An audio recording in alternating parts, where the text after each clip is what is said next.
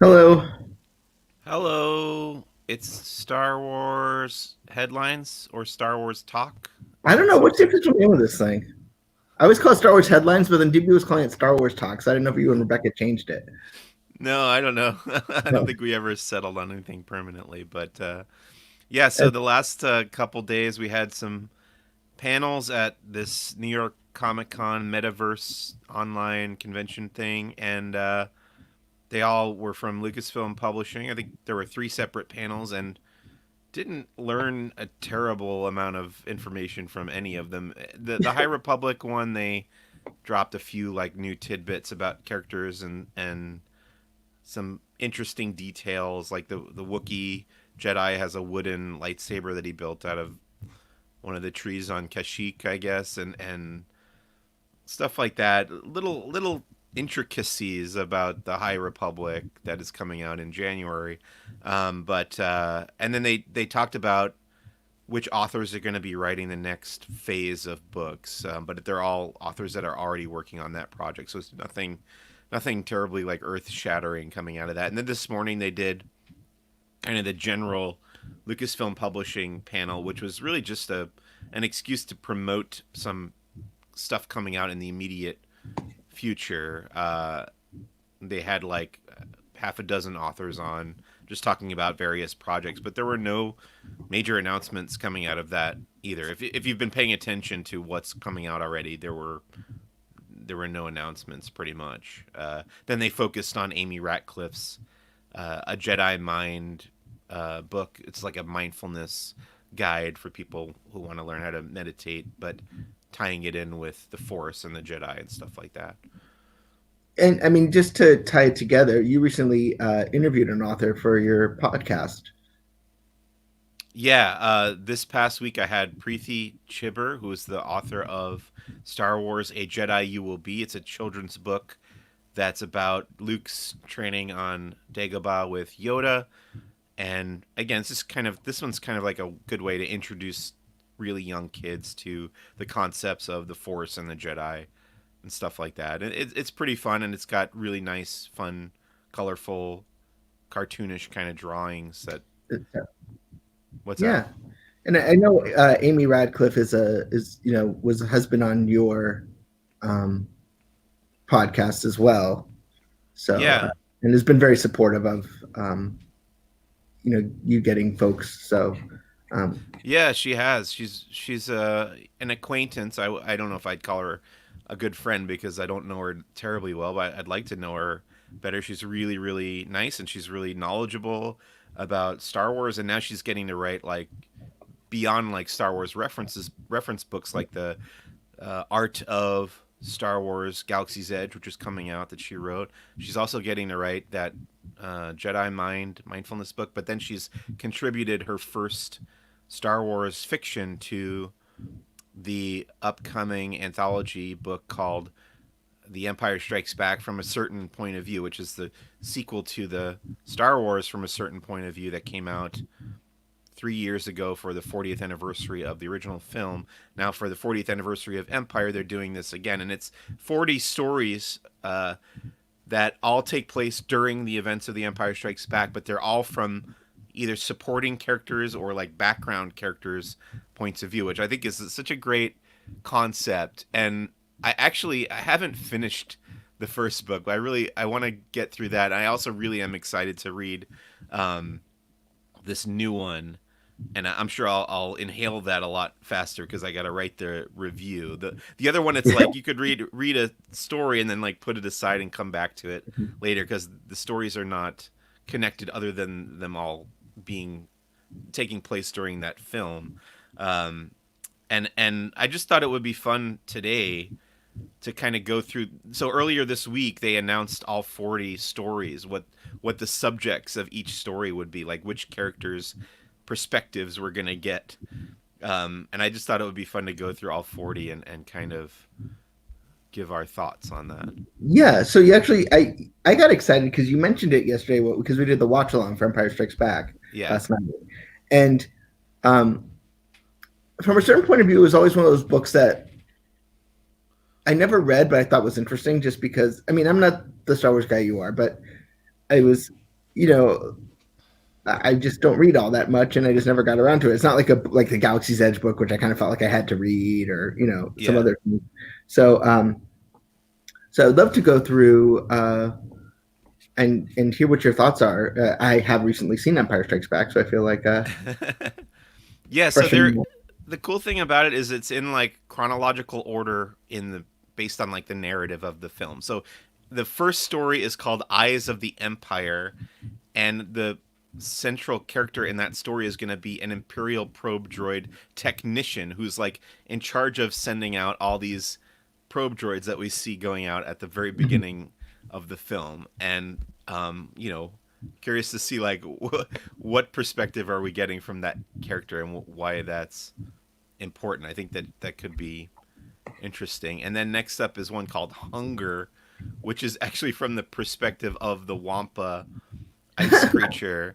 So they're like doing all sorts of crazy, like innovative stuff like that. And the one like brief excerpt that they released of that chapter, it's like written, it's written from the Wampa's perspective in kind of like a very like remedial type of language. So uh, that's pretty interesting. And then I have a question. This is because as soon as something is involved with Star Wars, this question inevitably comes up. Is it canon? yeah, I remember when the first book came out, the From a Certain Point of View book, and people asking Pablo Hidalgo that on Twitter from the Lucasfilm Story Group, and I think his answer was that some of them were canon and some weren't, but I don't recall exactly what he said. But I think if you go to Wikipedia and look up the characters that were introduced in those stories. Like I remember one of the ones that I had read was about a Jawa who lived in the Sandcrawler, and he was the Jawa who was in charge of erasing all the droids' memories that they found. Because the Jawas like fry R2D2 and bring him aboard the Sandcrawler, and there's this one Jawa who's supposed to erase all their memories before they resell them, and he like stumbles upon the hollow projection memory that R2D2 has in his head, and he sees all the adventures that he's been on, like through the whole prequels and everything, and up to like Leia giving him the message to give to Obi-Wan and stuff, and he Mhm. like decides not to erase his memories. And I thought that was like this weird little touching story, like this other little part of the story that we didn't get to see. Yeah. Um, and if you go and look up that Jawa's name on Wikipedia, they do count it as part of the canon. So I guess technically, yes, they are canon stories. The third one's called Ion Control, and this is a story featuring Torin Farr, who is one of the very few female characters who have a speaking role in the original trilogy. So you've got like Aunt Beru, Leia, of course, Mon Mothma, and then this Torin Farr. I think there's like four total women who speak in the original trilogy. Maybe one or two more, but she's the lady who says "Stand by, Ion Control" in The Empire Strikes Back. She's like controlling the ion cannon, and we get a story about her. So uh, that's the kind of stuff that they do. Then there's A Good Kiss, which is I pointed out to you last night during the stream. The guy who's carrying the box as he Right. passes through Han and Leia as they're having the argument in the hallway in the Rebel base on Hoth. He gets his own story. Then there's She Will Keep Them Warm, which is about a Tauntaun Oh, by Delilah S. Dawson. is it And about the Tauntaun?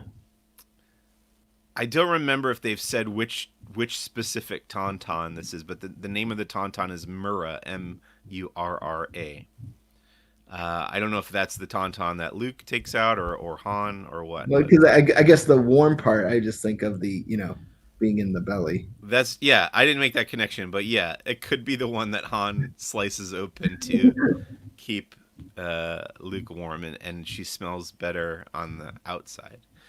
Um, Heroes of the Rebellion. This is by Amy Ratcliffe, actually. Right. This is her story, and it's about a rebel recruitment officer. Then, oh, this is interesting. Number 7 is called Rogue 2.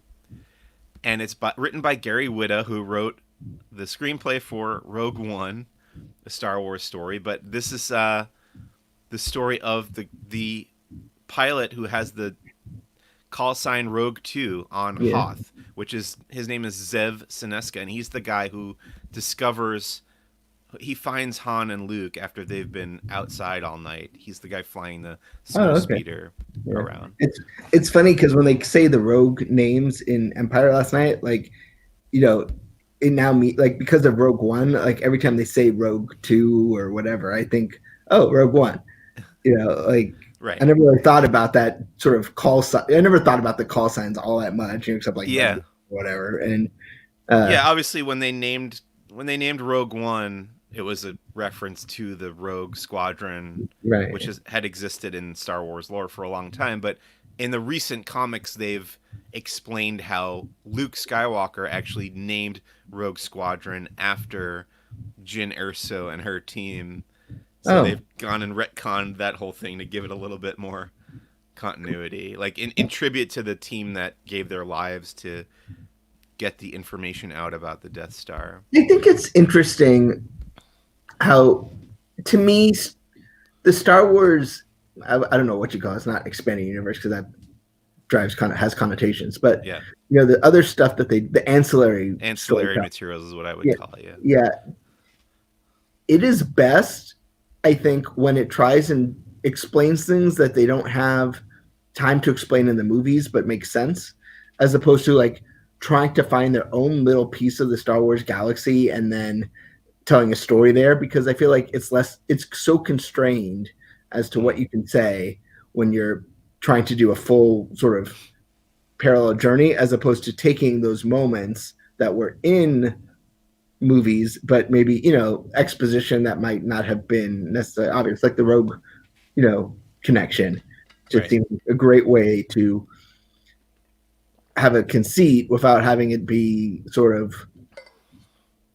having to be second fiddle to like the main saga. Yeah. Because Yeah. they're only going to let him do so much, because otherwise they're going to make a movie of it. Like they're not going to sacrifice a movie plot for a comic book. Exactly. Yeah. It is a good place to explore that kind Yeah. of stuff for sure, with less risk financially. Right. Yeah. Like I um, don't think they were thinking of doing a spin-off movie with the guy carrying the box and yeah. Yeah. Right. And then we get number 8 is called Kendall, and it's about Admiral Ozzel, who's just one of the Imperial officers that Darth Vader kills early in the movie. So we'll find out his story, and then against all odds is about Dak Ralter, who is Luke's gunner in the snowspeeder on the Battle of Hoth. Who dies? He gets crushed by the foot of the Yeah. AT-AT walker. Number 10 is called Beyond Hope, and it's about another like rebel soldier fighting like in the trenches on the Battle of Hoth. 11 is The Truest Duty, and that's about Yeah. everybody's favorite Maximilian Veers, played by the actor Julian Glover from Indiana Jones and the Last Crusade, who is the AT-AT commander. And then Now, never every time I hear of his name, I think of Captain Marvel, what is that? because that's what they call her in Oh, pre-planet right. Veers. Veers. Yeah. Right. I forgot about that. Yeah. I was saying we were going to do a live chat about Captain Marvel on Sunday, but I guess we're not anymore. But I hadn't seen it since the theater, so I was curious to check it out again. But I'd like to watch Captain Marvel again soon. I'll probably do it on my own. Kind of a witty comment about Dark Phoenix. I mean, Rogue One. He prefers Dark Phoenix one. X-Men joke. And why is it called Metaverse? That I do not know. No one knows. The domain was probably available. I don't know. Yeah, exactly. That's like when I saw a panel. I've seen several panels about the making of like Halloween Horror Nights at Universal Studios Hollywood, and they're talking about how they give all the mazes and scare zones names that end with Z because they're easier to copyright because nobody had taken them before. I just like if it was like something with clowns, it would be clowns with a Z at the end.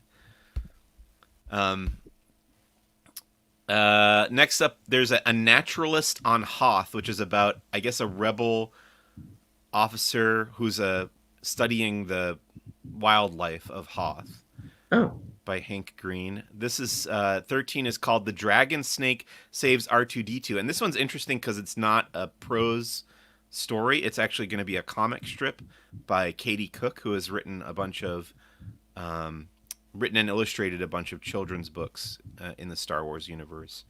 That should be interesting. fun. And now we're getting to Dagobah, obviously. And Obvious. then, obviously, because of the dragon snake. Uh, Number 14 is called For the Last Time, and this is about another Imperial officer called Admiral Piet. And then 15 is about Wedge Antilles, probably the most well known character of all of these characters, of all 40 of these characters. So you get a Wedge story called Rendezvous Point by Jason Fry. Oh, and they did say in the announcements that this is the longest story in the book, the Wedge story. Um, the Final Order is about a Star Destroyer captain, an unnamed yet Star Destroyer captain. Uh, Number 17, it sounds like a kind of a comedy story because it's called Amara Kell's Rules for TIE Pilot Survival, parentheses, probably.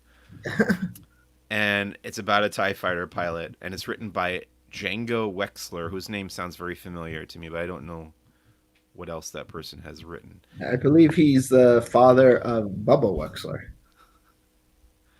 I don't understand that reference. You think Django Wexler? Django Wexler, yeah. Django Fett, Oh, Bubba. I Really? oh, you said Bubba. I was like, oh, what is that?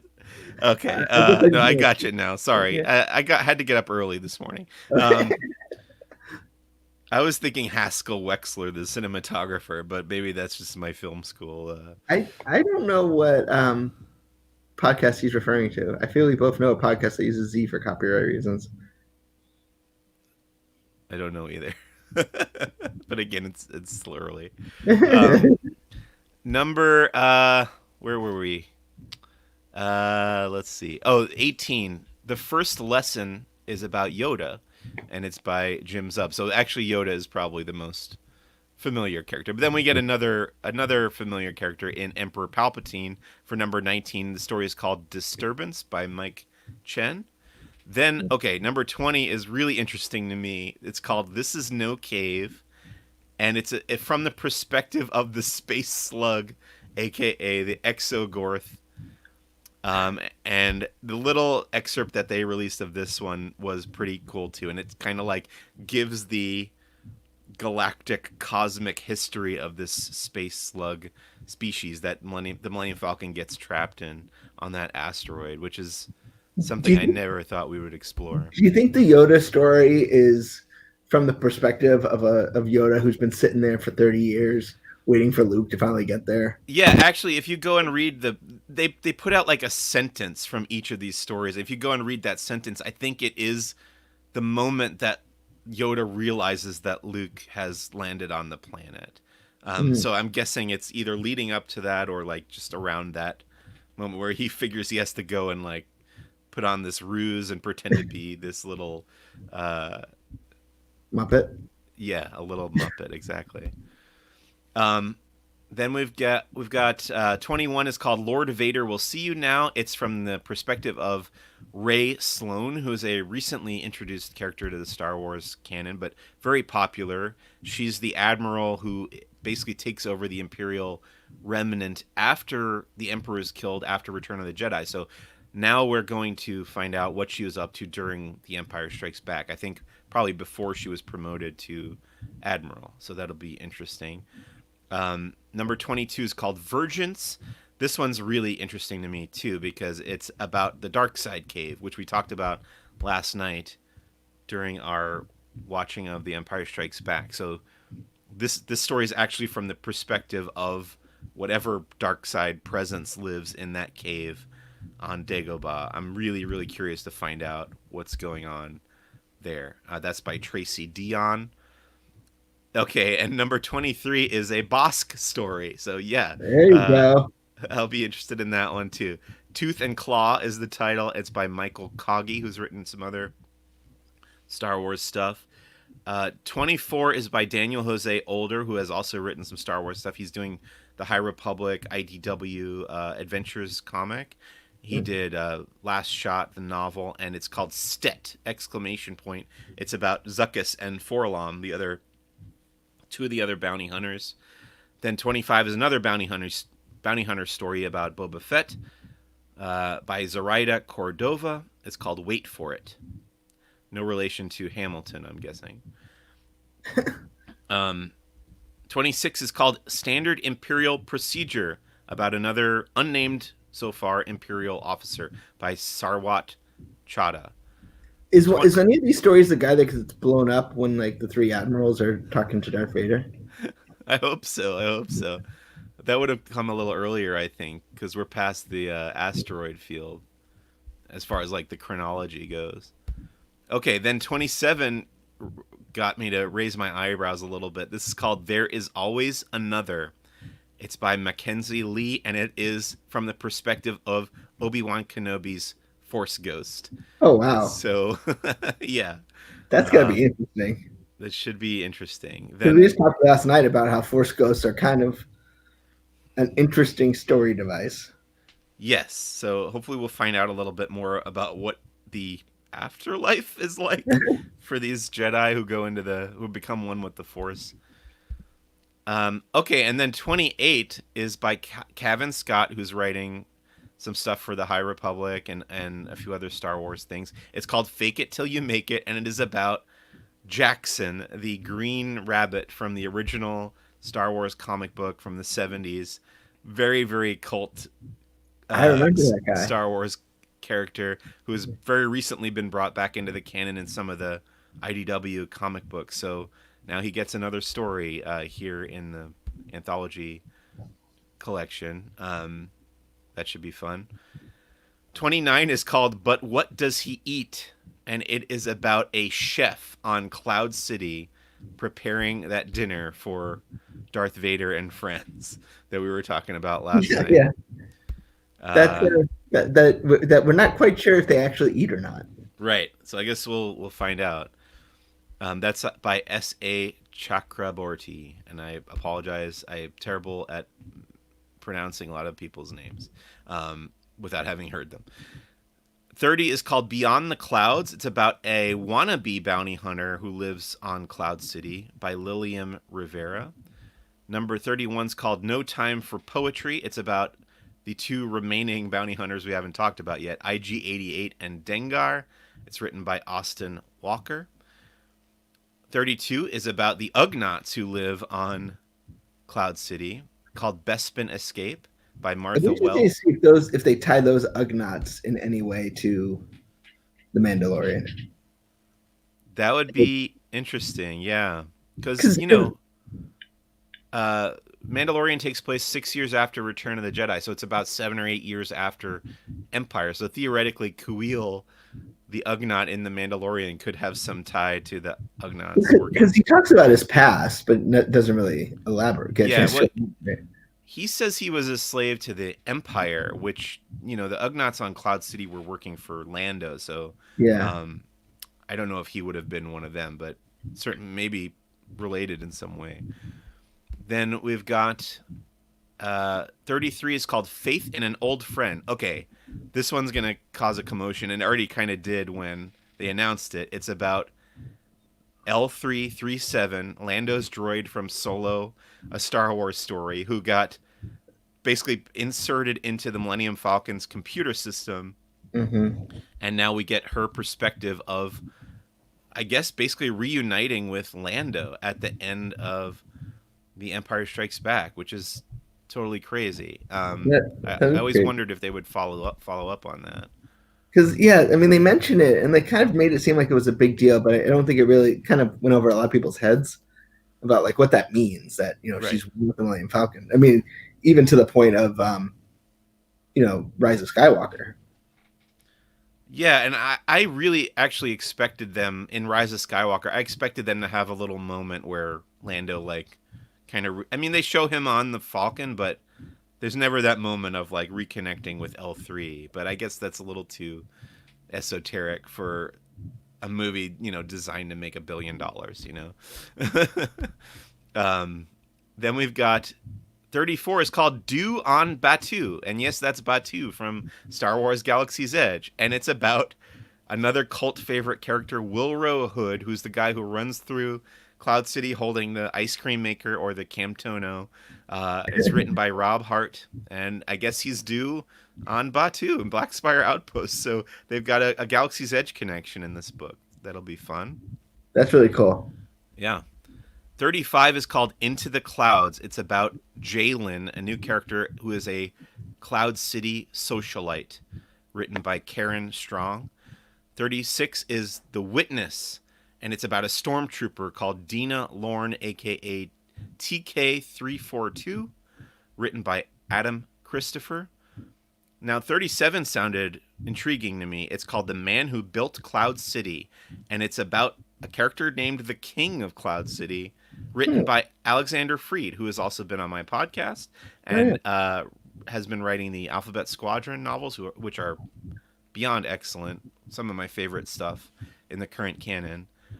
Really interested to read that one. Then 38 is called The Backup Plan, about another citizen of Bespin named Tal, written by Anne Toole. And then 39, the penultimate story, is called Right Hand Man, and it's about 2-1B, the medical droid that reattaches Luke's hand at the end of the movie. He also helped heal Luke at the beginning of the film on Hoth. Did you have something you wanted to say about that?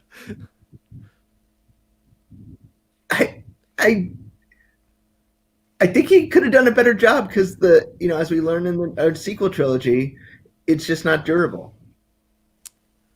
That's true. Yeah, by the time we get to like the Last Jedi, his hand is just metal. The skin has come off. We didn't get that story yet. I wonder when they're going to tell us how his hand. It's funny. Yeah, this is before you get to the last one. There's obvious reasons that why Kylo Ren wears a mask in Rise of the Resistance. Yeah, and even though in the canon the mask is destroyed. And I remember Matt Martin being like, "No, we're going to tell that story. Yeah, we're gonna find a way to bring that up." Yeah, I've been present for Matt Martin answering that question several times, and he always says like, "We'll get around to it eventually." Then the last story is called The Wills Strike Back. Now, I think the first book, from a certain point of view, Star Wars, ended with a story about the Journal of the Wills. I have not gotten that far in the book yet. I plan on doing it. I want to finish it. And the Journal of the Wills is a reference to one of the original titles of the first Star Wars movie.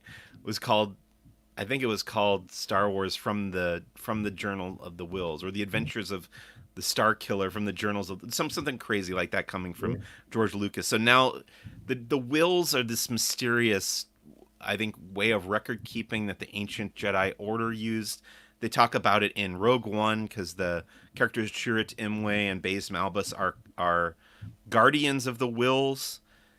So this is all like Jedi and Force lore stuff, and I think each of these books is probably going to end on one of these characters called the Chroniclers of the Wills, kind of keeping records of what's happened in this part of the story. And just based on the little sentence that I read, the excerpt, that's what's happening here, is like this person's trying to figure out how to make sense of like what just happened in the Star Wars universe and keeping the record of that. That's my impression. And I feel like these stories, these are kind of told kind of folkloric. So, they're not intended to be, I guess, record keeping, right? It's kind of like a memoir. It's like these are these people's perspectives of the events. They might not be accurate, but they're how that person perceived it.